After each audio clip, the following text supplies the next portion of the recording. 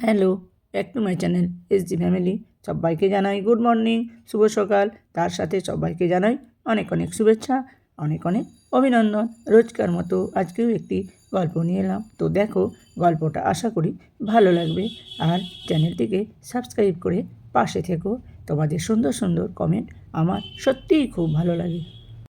আমার ফ্ল্যাটের ঠিক পাশের ফ্ল্যাটে থাকতো তৃষা। কয়েক মাস আগেই এসেছে। তৃষা রীতিমতো সুন্দরী, লম্বা, হাঁটু পর্যন্ত চুল, টানা টানা চোখ, দারুণ ফিগার। গটগট করে হাঁটার সময় নিজের সৌন্দর্য ছড়ে পড়ে যেন সব সময়। হাজব্যান্ডও তেমন, কর্পোরেট জব করে শুনেছি। তিনিও দারুণ হ্যান্ডসাম। মাঝে মাঝে ওর পাশে নিজের ভুঁড়িওয়ালা বরকে ভাবি। মনে হয় বাড়ি ফিরলে বলবো, ভোরবেলা দৌড়ে একটু ব্যায়াম ট্যাম করে বুড়িটা বাগে আনতে পারো না? তখনই আবার মনে হয়, না থাক, যা ঢ্যাটা, এক্ষুনি কথা বলেই বসবে। তোমারও তো সমান তালে এগোচ্ছে, চলো দুজনে দৌড়াই। তাই বাবা থাক, বলে কাজ নেই। এমনিতেই সব সময় বলে, শুধু সংসার নিয়ে পড়ে না থেকে একটু বাইরে বের হও গিন্নি। তুমি বললে বুটিকের ব্যবসার ব্যবস্থা করে দিতে পারি। নিজের পায়ে দাঁড়াও, দেখবে প্রতিবেশীদের দেখে সময় কাটাতে আর হবে না। দূর, কি যে বলো, ওই ব্যবসা ট্যাবসা আমার দ্বারা আর হবে না। আমার শুধু সংসার করতেই ভালো লাগে। বেশ বেশ ঘুরবো এখানে ওখানে, একটু বাইরে খাওয়া, মার্কেটিং করা, এটুকুতেই আমি খুশি। কিন্তু আমার বরের সময় কোথায়? অথচ ওরা দেখো, রোজ কি সুন্দর দুজনে বাইরে ঘুরতে বের হয় সেজে গুজে। এরা ঠিক যেমন দেবা তেমনি দেবী। আমার পাশের ফ্ল্যাটেই থাকে। আমি লিফটে ওঠানামা করার সময় বেশ কয়েকবার তৃষার মুখোমুখি হয়েছে। আমি তো নিজে মেয়ে হয়ে ওর দিক থেকে চোখ সরাতে পারিনি। ভগবান খুব ধীরে ধীরে ওকে বানিয়েছে যেন। এত সুন্দর, যেমন গায়ের রং তেমন মুখশ্রী। মনে হয় যেন কোনো দূরগ্রহের বাসিন্দাও। যতই সেজে গুজে থাকি না কেন, ওর পাশে নিজের বেঢপ চেহারা বড্ড বেমানান লাগে। ফ্ল্যাটের মধ্যে আমাদের মহিলা মহলে গুঞ্জন শুরু হয়ে গেছে ওকে নিয়ে। খুব অহংকার নাকি বউটা, সবসময় সবার থেকে দূরত্ব মেনটেন করে। এতদিন এসেছে, কারোর সাথে যেচে কথা বলেনি। আমি অবশ্য ওদের কথায় সায় দিইনি।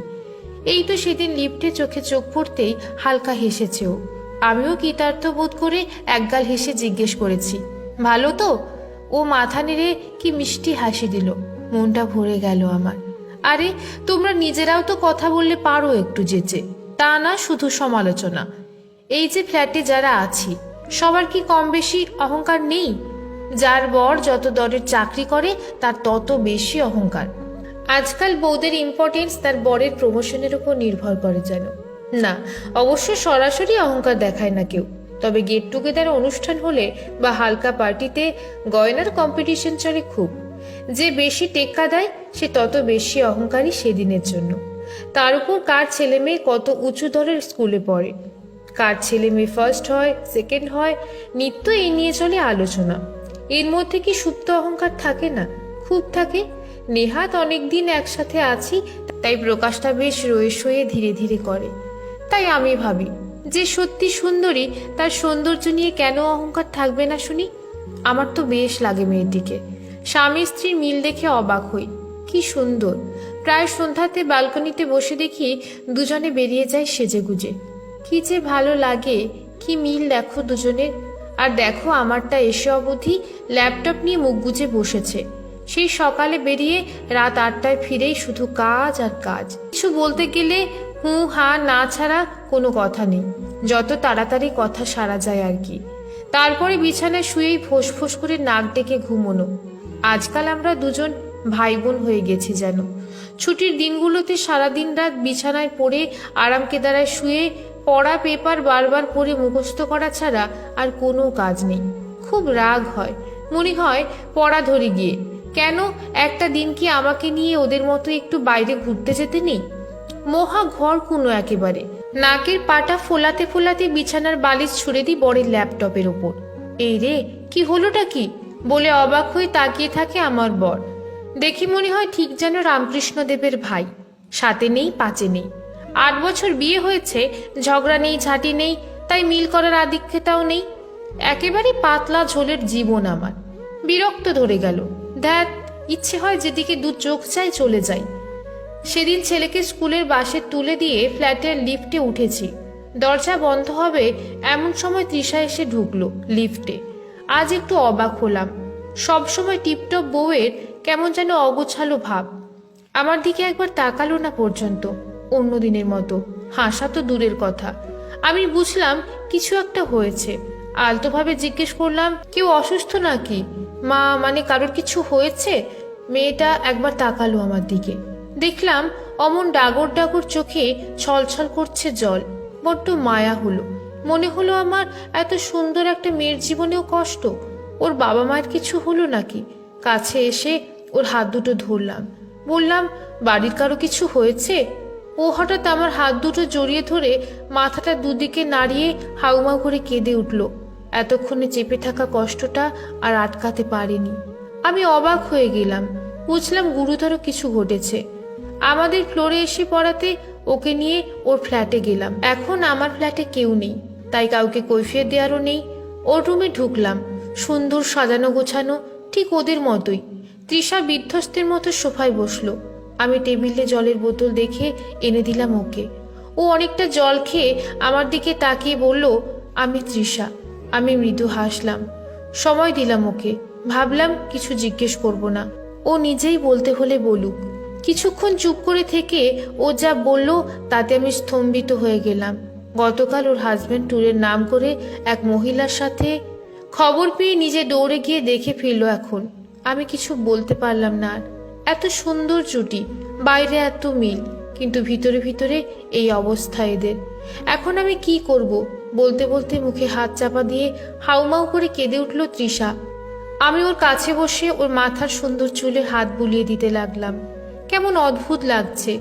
আমার সামনে সেই সুন্দর মেয়েটা আজ কাঁদছে, যার সুখ দেখে একদিন নিজের সুখের তুলনা করেছিলাম। মেয়েটার জন্য কষ্ট হচ্ছে ভীষণ।